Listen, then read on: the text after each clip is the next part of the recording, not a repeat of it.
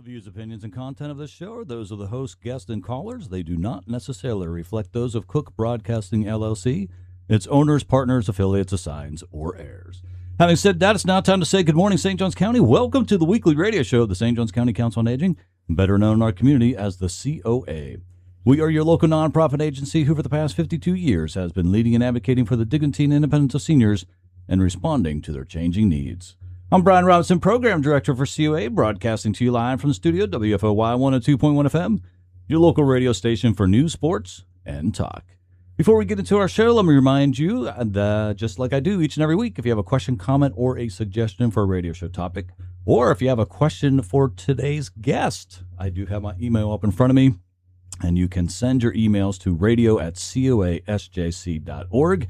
Again, that's radio@coasjc.org. Joining me this morning for the very first time on the COA Weekly Radio Show is Brock Birtolo. Brock is the Executive Director of Flagler Open Arms Recovery Services, better known as OARS, and Discover and Recover St. Johns County, where he leads community-driven efforts to support individuals and families impacted by substance use and mental health challenges.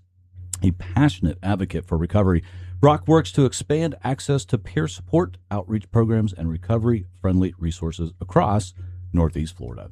With a focus on collaboration, he partners with local organizations, healthcare providers, and first responders to reduce stigma and build stronger recovery networks.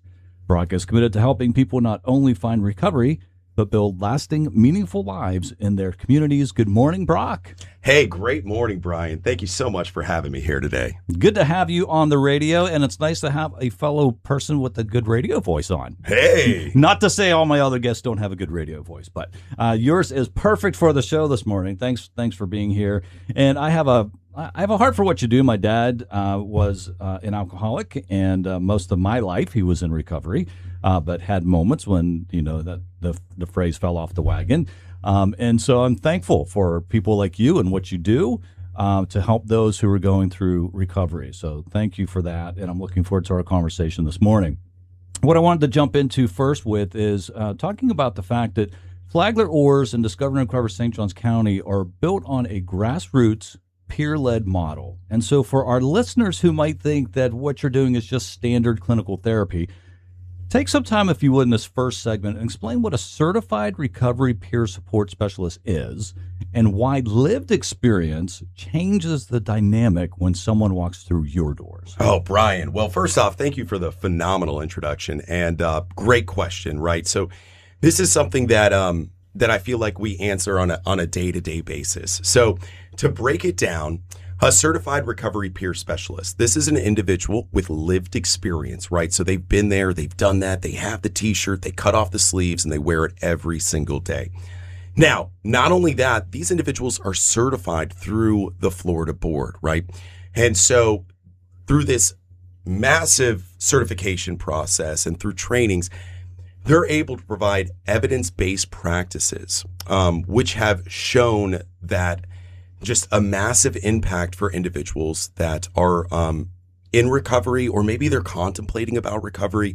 Maybe they have questions, maybe they have concerns, or maybe they just don't know where to start, right? So this is something that we deal with on a day-to-day basis. And where these certified recovery peer specialists come in is they really leverage that lived experience. So, one of the biggest differences that I find myself explaining is somebody asked me, well, hey, Brock, what's the real difference between, let's say, a sponsor, right? So that's your traditional 12-step recovery path, and a certified recovery peer specialist.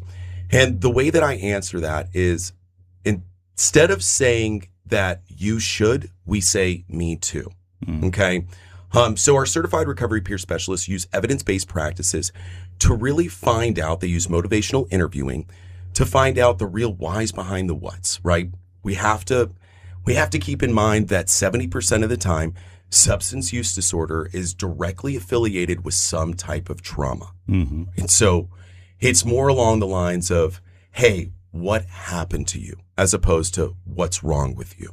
All right. Once we start peeling back those layers, our peers, I'm going to call them peers for short, it's a lot less words. Absolutely. Our peers are really able to have those critical and effective conversations where the individuals can self-define recovery, right? And And I feel like this is so important because my first step in recovery was 2005 with a state mandated NA. I got in a lot of trouble doing some things that I shouldn't have been doing. And because it was state mandated for me, this is my personal story, right? This isn't a story for everybody. It didn't fit. Okay. It just didn't work. I was doing it for somebody else. I was doing it to check boxes. I was doing it to get somebody off my back. And so 2016 is where I really decided to make that choice for myself. So, I haven't done my drug of choice since 2016. And I feel like I can't be the only one out there with that story. Something that I always have to remind myself about and the general public about too is that, substance use disorder comes in a lot of different shapes, fashions, forms, smells, and it affects 1 in 4, right? Those are the national statistics. 25% of our population is in some form affected by substance use disorder.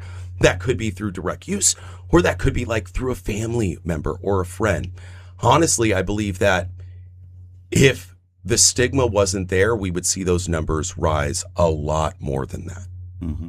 Well, and I think you bring out a good point is the fact that this impacts people from all walks of life, right? When we often think of somebody that's dealing with alcohol or drugs, we often have this picture of what that person looks like. But the fact is, that's not a good approach because it impacts everybody from all walks of life. It doesn't discriminate. Exactly. And so I love the fact that you take that approach of reaching out to everybody, wherever they're at in life, whoever they are, right? But I love the peer approach because one thing that I have discovered, I was in ministry for a number of years, and when you can have the biggest impact is when you have walked in the shoes that somebody is currently walking in, right? And there's that empathy part. Right? Absolutely. And empathy goes so much further than sympathy does. Sympathy is saying, I feel bad for you. Empathy is saying, I know where you've been, and this is what I learned through that process. Let me help you get to, let me help you get to a better place because somebody came along and helped me, or here's the things that I did, right? And so I assume that's what your folks do. They go in there and they have that empathy because they're there with them. They know what it's like. They know what the struggles are like. Yeah, and people don't care how much you know until they know how much you care. Yeah. Bottom line. So being able to offer that open door with zero barriers to access. We don't mess with money. We don't mess with insurance. All the services that we offer are free. If somebody doesn't have transportation, we meet them out in our community, or we even meet them at their homes, wherever, right? So literally zero barriers to entry. And that empathetic approach, as you stated, right? That's so important. And most of the times when somebody has been playing around with the idea of recovery, there has been some type of clinical interaction. And a lot of the times it's not that great, right? We get deemed as, drug seeking or non-compliant because we don't show up to appointments or whatever the case may be. And this definitely creates a pain point. It creates a lot of conflict for somebody who's like ready to make that next step, but then they hold back and they're like, well, I got to go see a doctor. I've never been great with doctors. They don't treat me well, whatever the case may be. And again, I'm not saying that's the case for like everybody, but I'm saying that this is a recurring problem. So we don't have clinicians. We don't, everything that we offer is not clinical. It is certified, right? Our peers are certified through the state, and everything that we do is backed with science. It's evidence-based programs. So we kind of remove that stigma of that clinical setting, right? People come in, they walk through our doors, they're going to they're going to probably hear some music going on. They're going to see us in t-shirts and shorts, and we're very approachable. You're never going to see us in there in like a 3-piece suit, right? Because we're putting people at an immediate disadvantage. Who have been dealing with the system. And so we just want to be that open door where people can come in. We're not going to judge them wherever they are in recovery. We accept all pathways. And we're just there as somebody who wants to help them make that next step and better their lives and whatever that means. All right, we're going to take our first commercial break. We'll continue our conversation. We're specifically going to jump into how this pertains to those in our older generation. So stay tuned as we continue our conversation right after these messages.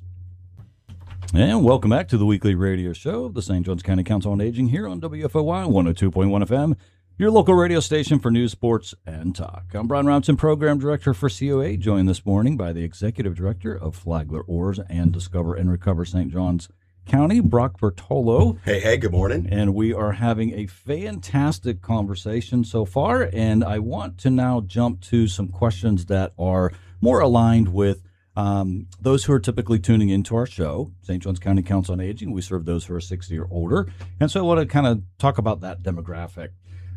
When the general public thinks about substance use disorder, they often picture a much younger demographic. Mm-hmm. But data shows that late onset substance misuse among adults age 65 and up is a rapidly growing public health concern.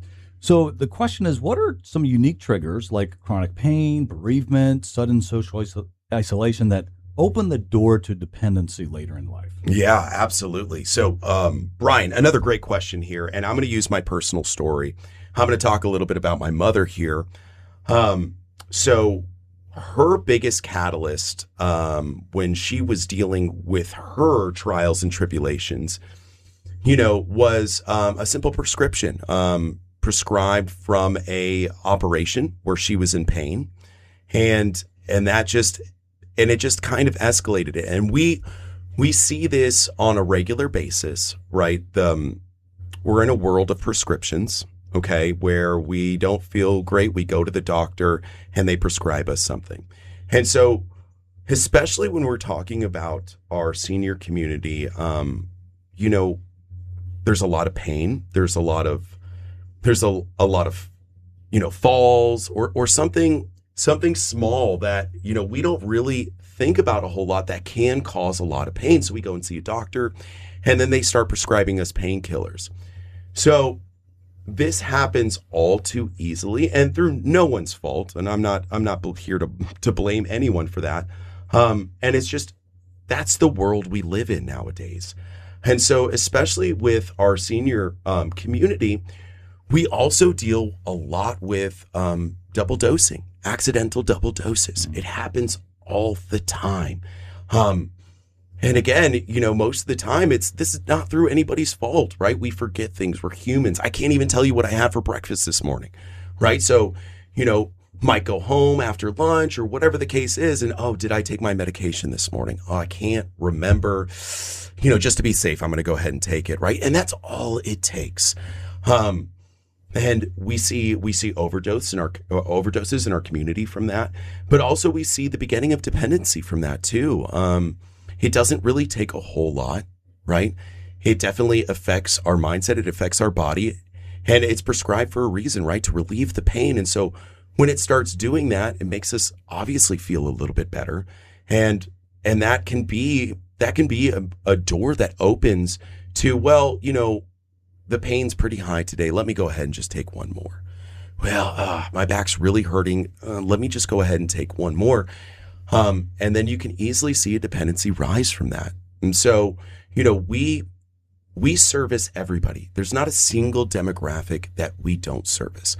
So I know we talked a little bit about this before the break about how it doesn't discriminate, right? Substance use disorder doesn't care how old we are. It doesn't care what color we are. It doesn't care what eye color we have. It's all the same, and it affects us basically on the same level, right? And it's very easy to fall into that trap, especially if we don't have like a community. If we don't have somebody that we can talk to, and we can say, hey, this is going on. And the reason, again, I'm really relying on my personal story here, but the reason we don't have those voices that we can lean on, a lot of it's got to do with stigma, right? A lot of it's got to do with this stigma on mental health as well. Like, why don't we ask people how they're doing mentally instead of just like, hey, how are you feeling today? Why don't we make that a norm? And I think that we see a lot of that cultivate with our with our older population, and not having somebody that they can just easily pick up a phone, they can talk to, judgment free. Just even if it's just to ask questions, and maybe it's not just for them, maybe it's for their brother, their sister, whoever. Maybe they just want to know a little bit more about what recovery looks like. And so we're really big advocates about, hey, just call us, give us a call. If you're concerned about anything, we can provide at least some answers, or at least try to, right? But more importantly, we may be able to guide you to some community resources that may be able to help you or a loved one much deeper than we could, or maybe pointed towards a certain recovery path, right? I know we stated earlier that we accept all recovery paths. So let's play this game, right? So we get a phone call in, let's say from a 65 individual, and they're really looking to dip their toes into recovery, and maybe they're looking for a 12-step program, right? So we would definitely want to get them associated to those 12-step programs, as opposed to some other recovery path that they might not be as interested in. I know I kind of squirreled there, but well, no, and I think you bring out a good point, because not every type of recovery program is going to work for each individual. So it's good to have some different options that are out there. Right. Yeah. Right. Absolutely. And so your goal then is to listen to the person, to determine what would be the best path for them, and then to recommend, this would be let's start with this recovery program and try it out first, right? And then I'm sure that you'll help them along the way and guide them. And if it's not something that's working for them, then maybe they can shift to a different one that might be a better fit. Yeah. Is that a correct assumption? Yeah. I mean, it's one of the great things about being a human, right? Is that we can pivot. We can change our mind about things, right? We can say, hey, well, this wasn't really working out too well. Maybe I need to do this. And we only can really have that like self-awareness when one, we're talking to ourselves, right? But really when we bring in that other viewpoint, or just somebody to bounce our ideas off of, like just a backboard. A lot of times we'll say things and we won't even know, like, it's only until afterwards that we take our own advice. Like, I'm so glad I was sitting here with this person because I was giving myself the advice. They didn't even say anything. And so now they're helping me make those choices, guiding me towards the path that I want to be on, and no one else. And I'm here to do the work, right? So, again, great thing about being a human is we can always change our minds, right? So if something's not working and we want to be healthier, we want to be better there for our loved ones or whatever, something's not working, let's pivot. Let's find a different path. Let's see, maybe that'll hold on. And if it doesn't, we'll pivot again, and we'll keep pivoting until something works. And then for your peer recovery specialists, do they get any type of special training as far as dealing with the older generation? Because when we think about stigma, right, I mean, it's definitely something that our older generation deals with a little bit more, right? Especially if this is new to them, right? If this is something that they're just now dealing with at this point in their lives and never thought that they would deal with it. So, I'm sorry. We're going to answer that question when we come back, because that music means it's time for our next commercial break. We'll be right back. And welcome back to the weekly radio show, the St. Johns County Council on Aging, here on WFOY 102.1 FM, your local radio station for news, sports, and talk. I'm Brian Robinson, Program Director for COA. Before we continue our conversation this morning, let me let you know that next week in the studio, I will have Kayla Herr, CHI Manager of Operations for UF Health St. John's, and Paige Stanton, Executive Director of UF Health St. John's Care Connect. We'll be in the studio, and I'll be asking them lots of great questions. So I hope that you'll tune in, same time, same place, right here on WFOY 102.1 FM. My guest this morning is Brock Birtolo, who is the Executive Director of Flagler Oars and Discover and Recover St. Johns County. And we're talking about recovery. And prior to the commercial break, I was asking if your peer support specialist, if I'm saying that correctly, apologize if I'm not. No, you are. Okay. Do they get any type of special training to help our older generation, especially when they're trying to overcome the stigma and like maybe they need recovery, but they're afraid to ask for it? And so, do they get any type of training as far as how to, coach them and how to help them feel more comfortable in getting the help? Absolutely. And again, Brian, another great question. So that is actually one of the things that we really pride ourselves in is, for lack of a better term, feeding and watering our staff members, right? Making sure that they're getting all the best up-to-date trainings they can possibly get. So to take your question and answer it in just a couple of sentences, yes, they absolutely do. Depending on peers, certified through the Florida board, there's a lot of different designations that they can have. You can have peers that just deal with 18 and under, right? You can have peers that just deal with family members, or you can have peers that deal with everybody 18 and over. And so our staff members, they get trained on a regular basis, everything from trauma-informed care to, motivational interviewing, and then everything in between, right? So we're really big about making sure that our staff is trained with the most up-to-date practices for the demographics that we serve. And we do serve everybody from 18 to 108. It doesn't matter. But we do not serve specifically the youth.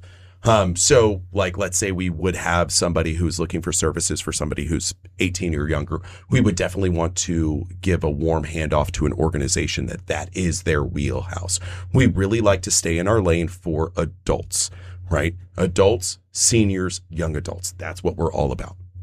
Well, that's a great segue into another question I have, and that is, substance use disorder affects the whole family. And we know that many seniors in Flagler and St. Johns County find themselves unexpectedly raising grandchildren due to a parent's struggle with addiction. So do you have any specialized support groups or resources that your organization offers to help older adults navigate the emotional and financial strain of raising their grandchildren? Absolutely. And here's what I would say to that is just give us a call. Okay. Again, a judgment-free phone call, right? There's no information that you have to share if you don't want to. We can talk about resources in our community. Okay. We can also talk about what that recovery path is going to look like for that family member, right? It's going to be tough. Okay.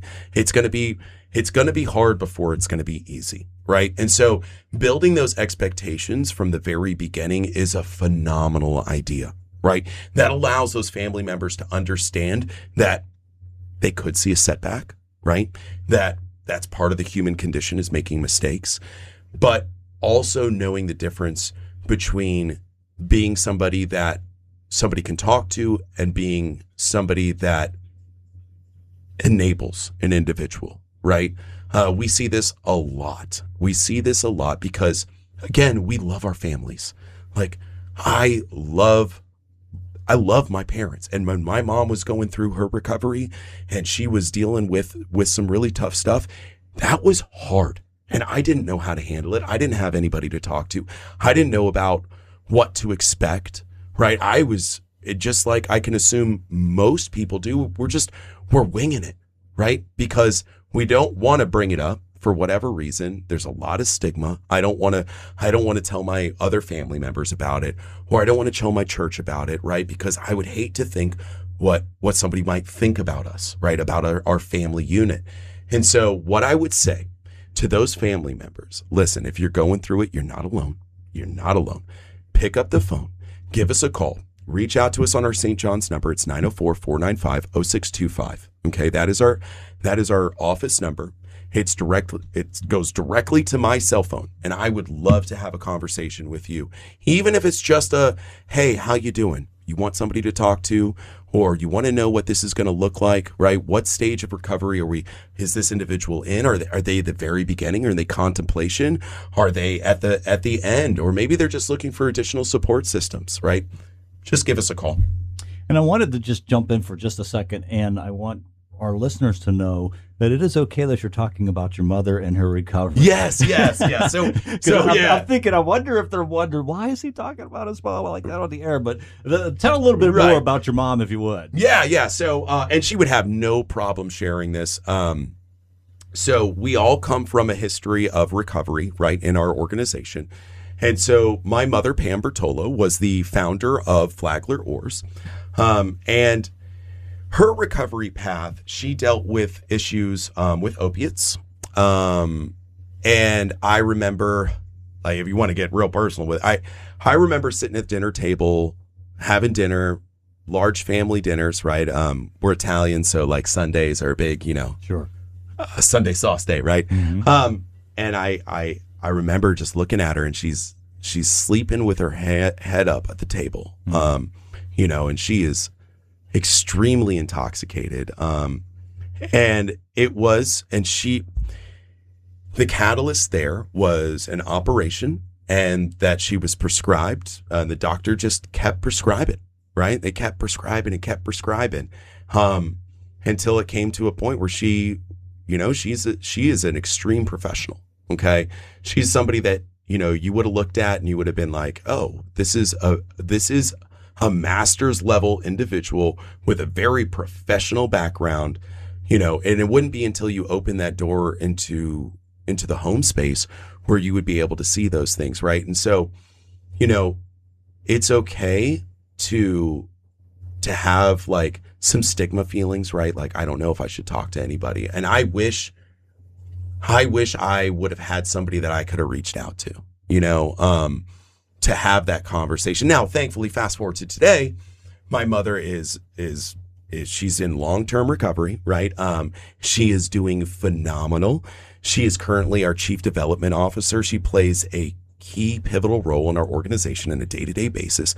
But not only that, she works with hundreds of other organizations where she's able to provide her expertise and her feedback to help grow those other nonprofits. And so she is a massive component to recovery. And again, obviously I'm her son, so I feel a little biased here, but I really believe that she plays a massive key role to recovery organizations all over the state of Florida. Well, thank you for sharing that. Mm-hmm. All right, that music means it's time for our next commercial break. We'll be right back after these messages. All right, welcome back to the Weekly Radio Show, the St. Johns County Council on Aging here on WFOY 102.1 FM, your local radio station for news, sports, and talk. I'm Brian Routson, Program Director for COA.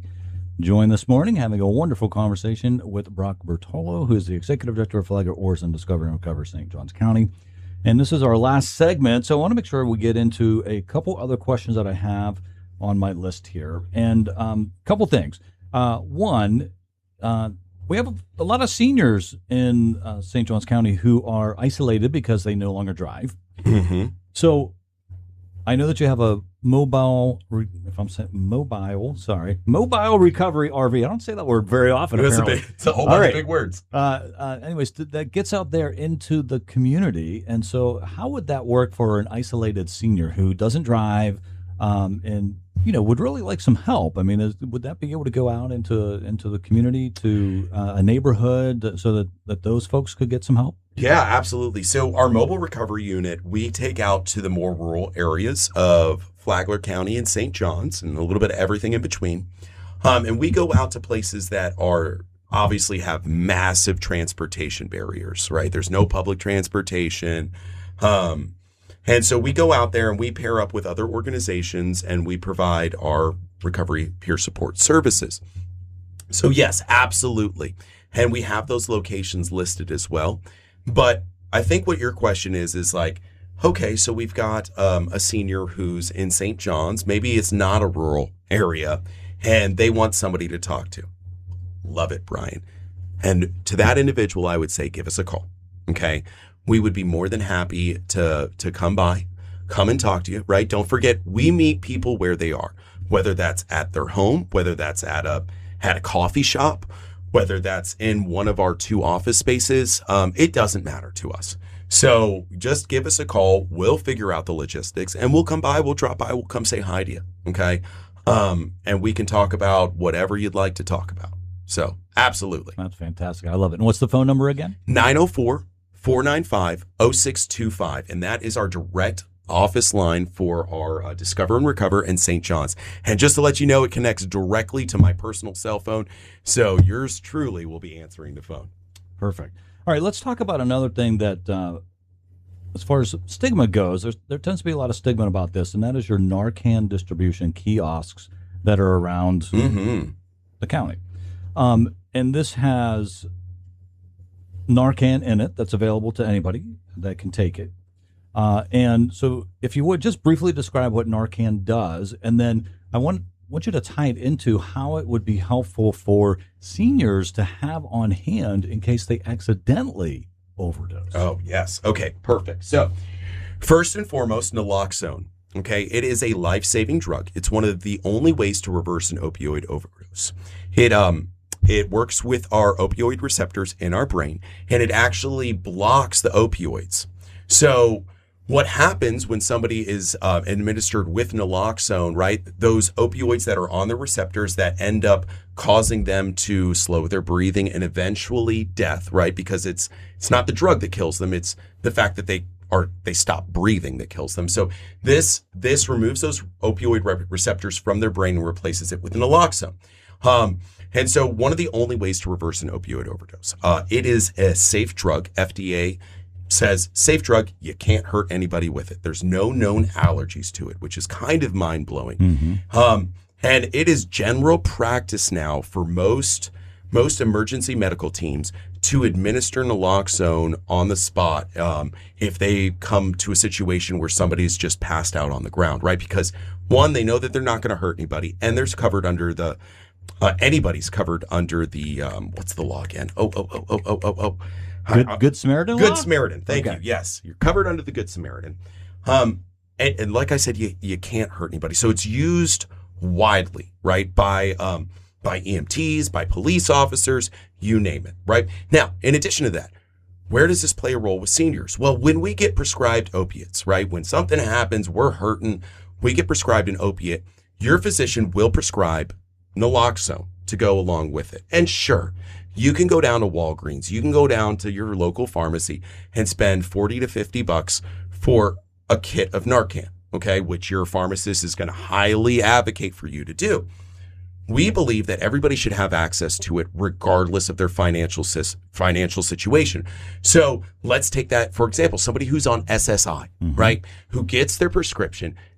Listen, they're not in a position to make that $40 payment. So they can go, one, they can just give us a call. We're happy to bring it to you. Mm-hmm. But we have these naloxone containers all over our community and even inside businesses within our community where individuals can just grab it, okay? What I really love about this is that we have them, outside of office spaces. So this is like a 24/7, always on business model, meaning that whatever happens, 3 a.m., right? Somebody can go out there, they can grab some naloxone, and guess what? Nobody's going to know, mm-hmm. right? It completely removes that stigma barrier. So that way, like, okay, well, my doctor wants me to grab it, but I don't want to be seen grabbing it because I don't want somebody to think that whatever the case may be.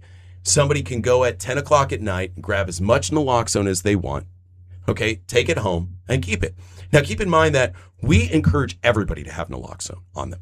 It's not always just for us, right? And I'm talking about individuals, who may be using substances. I'm talking about what happens when we open the door or the gas station door to Buc-ee's and we see somebody, right? Mm. So that's where we want to have naloxone. And naloxone's safe to keep in your car, folks. It's good 30 years after it expires, okay? Mm. You can boil it. You can freeze it. It doesn't matter. Why is that important for us in Florida? I have a black truck, okay? I keep naloxone in my truck for my personal use if I should need to use it for whatever reason, and I don't have to worry about, it's 115 degrees in my truck today. I got to go run out there and take it out. It doesn't matter. It's still going to be effective in reversing an overdose. So individuals can go out in our community. They can find these big purple boxes. We affectionately call them Barneys and just grab as much naloxone as you want. Okay. But again, if that's not your style, you're more than welcome to go and pay $40 to $50 for a kit. But, again, I really believe that everybody should have access to it regardless of what their finances look like. And it's a life-saving drug. So the fact that we're paying money to save lives blows my mind, but I'm not going to get on my soapbox, Brian. But if you, a family member, anybody would love to have some naloxone, you can see us at tons of community events. But more importantly, just give us a call. 904-495-0625. That's our direct office line. Give me a call. Let me know that you'd like some naloxone. We'll either, one, point you to where you can grab it right now, or we'll schedule something, where we can come and just drop off some naloxone to you, or you can just drop by one of our offices and grab literally as much as you want.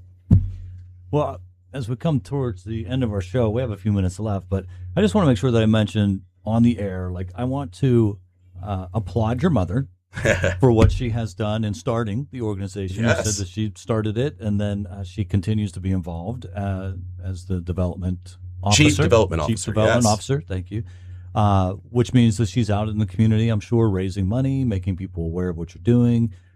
So a big round of applause to her. Mm-hmm. But then also the whatever role that she played for you in your recovery, and then I applaud you as well. Well, thanks, Brian. To take this life experience that I'm sure was and continues to be a challenge, and to make yourself available to the community, to say, hey, this is my story.